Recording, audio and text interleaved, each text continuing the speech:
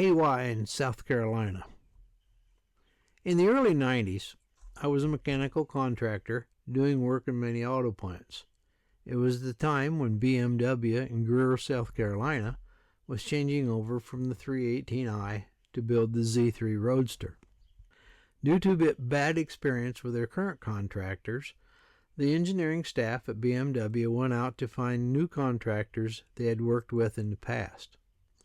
Unless you have experience in auto plant construction, especially during shutdown work, it's almost impossible to know how to plan that work. BMW tried to hire locals, but they just didn't understand. No matter what you've been asked to do, you must be at the point where the plant could run at 8 a.m. in the morning on Monday.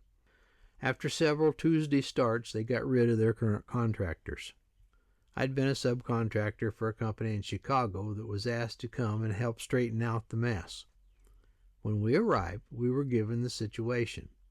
The job was to make a complete plant changeover and not interrupt their current production. That meant we had to work on a total off-shift basis and on weekends. We would go in during short shifts, take measurements, and do our planning during the week.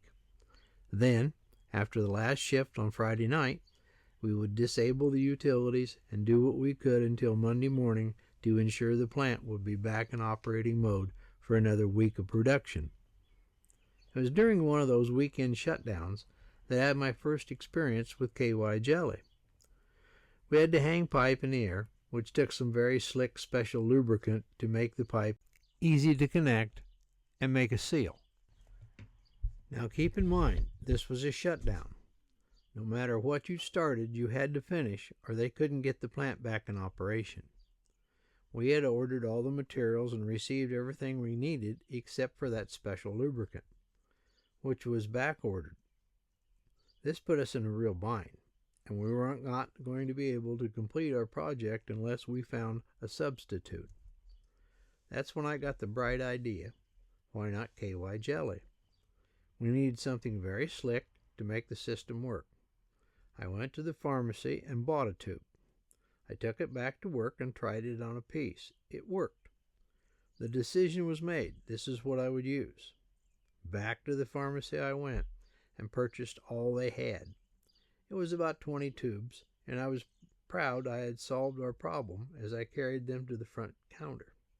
As I walked up to the front, an older lady walked up to me, looked at what I had in my hand, and said, My, you're going to have a big weekend. And then she smiled and walked away. That just about did it. Embarrassed, with my face as red as a beet, I quickly paid for all that lube. I practically ran out of the store to get back to my truck. Once back at the site, I gave the lube to the men to install the pipe. They took one look at it and made every excuse in the book not to use it. They were as embarrassed as I was, and the other crews gave them a hard time. Eventually the pipe was installed and we met our time constraints. But when the shutdown was over that weekend, you couldn't find another tube of that jelly any place on the job site.